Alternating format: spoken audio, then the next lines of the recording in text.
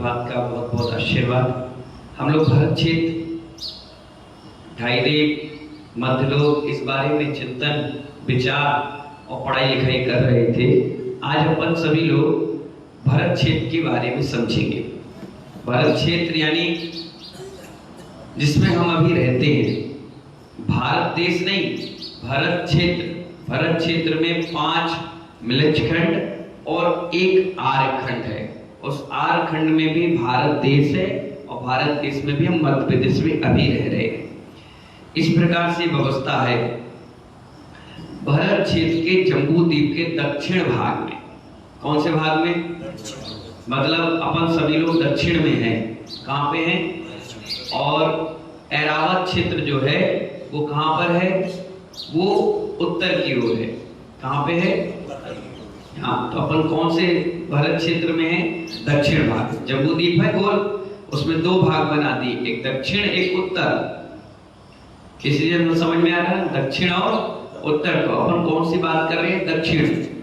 दक्षिण भाग में अवस्थित है, यानी वहां पर है। इसके उत्तर में, यानी दक्षिण यहाँ है तो उत्तर कहाँ हुआ? इस साइड एक पर्वत है जिसका नाम है हिमवन पर्वत, हिमवान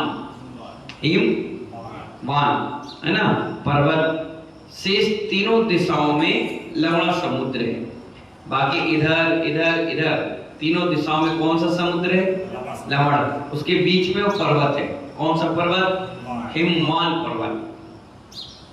भरत क्षेत्र का विस्तार 526 6/19 योजन है। कितना? 526 6/19 योजन है।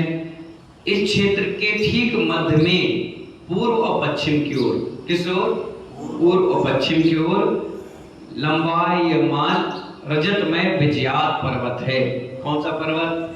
लंबा और रजतमय। कौन सा? उसी में 72 जोड़े छुपाए जाते, जो मैंने बताया था विजयात पर्वत। मैंने पहले इसलिए पढ़ाया कि आपके माइंड में बैठ जाए कि हाँ कौन कौन सी व्यवस्था है। विजयात पर्वत है। कहां पर? पूर्व और पश्चिम की ओर। कहां पे? विजयात पर्वत और हिमवान पर्वत से निकलने वाली गंगा और सिंधु नदियों के निमित्त से भरत क्षेत्र 6 खंड में हो जाता है। देखिए नक्शा आपको दिखाते हैं। ये है ना, ये है नक्शा। ऐसा है भरत क्षेत्र। तो यहाँ पर जो हिमवन पर्वत है, विजयात पर्वत है, इसमें से 2 नदियां बह रही है, एक यहाँ और एक यहाँ। तो इससे 1 2 3 4 5 और 6, इस प्रकार 6 खंड हो जाते हैं। नदियों के कारण ही खंड विभाग हो रहा है। जैसे आपको यहाँ से सिंध नदी पार करना है तो इस एरिया को क्या कहते हैं? पूरब, उस साइड को पश्चिम, बीच में नदी आ गई तो दिशा और स्थिति चेंज हो गई, बॉर्डर चेंज हो गया। इसी प्रकार वहां पर गंगा और सिंधु नाम की 2 नदियां बहती हैं। इस कारण से वो 6 खंड में विभाजित हो गया। वैसे 8 खंड मतलब भरत क्षेत्र एक ही है। गिनती में क्या आएगा? प्रेमचंद जी क्या आएगा? 1 आएगा। लेकिन नदियों के कारण उस पे 6 खंड हो गए। 5 मिलजखंड में चलेगा और 1 आर्यखंड में। अब षटखंडागम कैसा है? 6 खंड कैसे हैं? 6 खंड का होता है ना अधिपति चक्रवर्ती, वो यही का बनता है। ये 5 मिलजखंड और 1 भरत क्षेत्र। हिमवान पर्वत के पद्म तालाब, तालाब कौन सा नाम है उसका? पद्म, तिगज, केसरी, मैंने नाम पढ़ाया था अभी। ये तालाब है उसमें। पद्म तालाब से निकलकर गंगा और सिंधु, ये 2 नदियां पर्वत के मूल में स्थित। देखिए तालाब इतना बड़ा है कि उसमें से जो पानी निकल रहा है वो विशाल महानदी बन गया। अब तालाब कितना बड़ा होगा आप सोचो। जब तालाब इतना बड़ा है तो नदी कितनी बड़ी होगी, है ना? तो हिमवान पर्वत के पद्म तालाब से निकलकर गंगा और सिंधु, ये 2 नदियां पर्वत के मूल में स्थित गंगाकूट और सिंधुकूट से क्रमशः गिरती है। नाम दिया गया उनका, जहां से निकल रही हैं वो गुफाएं हैं, उसका नाम दिया गंगाकूट और सिंधुकूट।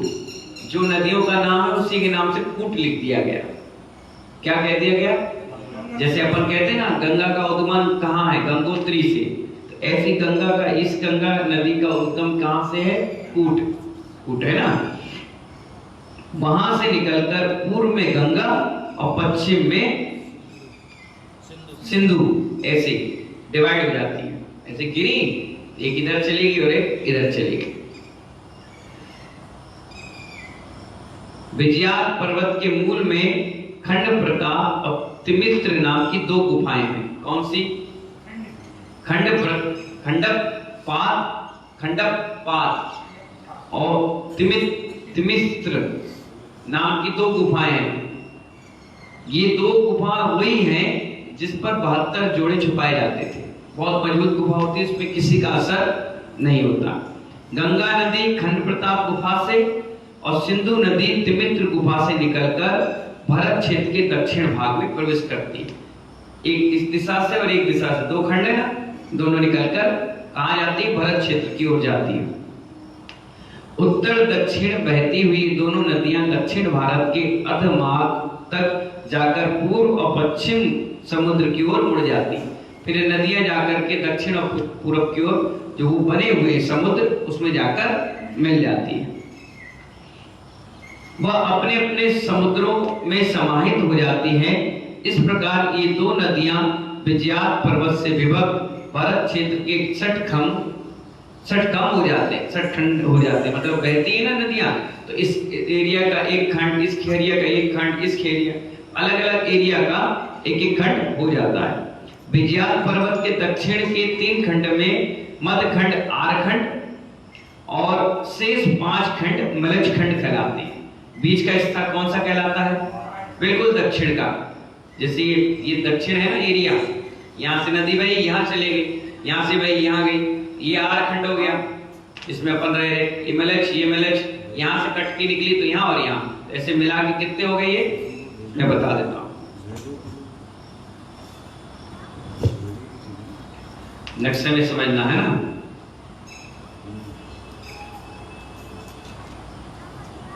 ये देखो, ये तो कूट है, कूट समझ में आ गया ना। इनमें से एक नदी ऐसी बही, एक नदी यूं बही, बीच में वो रहता है डिवाइडर। क्या रहता है? डिवाइडर। यहाँ से टकराई और यहाँ आ गई, ये इधर नहीं जाएगी। तो एक खंड ये हो गया, एक ये हो गया, एक ये हो गया, एक यहाँ हो गया और एक यहाँ हो गया। इस प्रकार से 5 खंड हो गए, अलग अलग नदियों से डिवाइड हो गया है ना। आर्खंड में ही धर्म तीर्थ की प्रवृत्ति होती है। मैंने पहली बार बताया, अयोध्या और सम्मेद शिखर और ये जितने भी धार्मिक अनुष्ठान हो रहे सब कहाँ होते हैं? आर्खंड में। विजयात पर्वत के उत्तर के 3 खंड में, मध्य वाले मलज खंड में बीचों बीच वृषभगिरी नामक एक गोल पर्वत है। दिग्विजय के बाद चक्रवर्ती इसी पर्वत पर अपनी प्रशस्ति लिखता है। एक दिन आया था प्रश्न, कौन सा विजयात पर्वत है? तो इसी वृषभगिरी नाम का गोल पर्वत है, गोल, उसी पे वो अपना नाम लिख कर आता है कि मैं चक्रवर्ती बन गया, इसलिए नाम लिखता है। लेकिन वहां पर तो सैकड़ों नाम लिखे। जैसे चंद्रमा में आज कोई पैर के निशान आ गए तो वहां पर हजारों लाखों साल तक वो पैर के निशान बने रहते हैं। ऐसे ही वो पर्वत है जिस पर एक बार नाम लिख दिया गया तो उसे कोई मिटाने वाला नहीं है। चक्रवर्ती भरत भी गया तो देखा उसके मंत्री ने कि इतने सारे नाम हैं, हमारे चक्रवर्ती का नाम कहाँ आएगा? तो किसी ने सलाह दी कि मिटा दो और अपना लिख दो। चक्रवर्ती बोला हम मिटाएंगे तो हमारा भी कोई मिटाएगा, इसलिए अपन लिखेंगे। इसलिए आज भरत चक्रवर्ती का नाम इतना ऊंचा हो गया। तो ये प्रशस्ति लिखता है, समझ गए ना।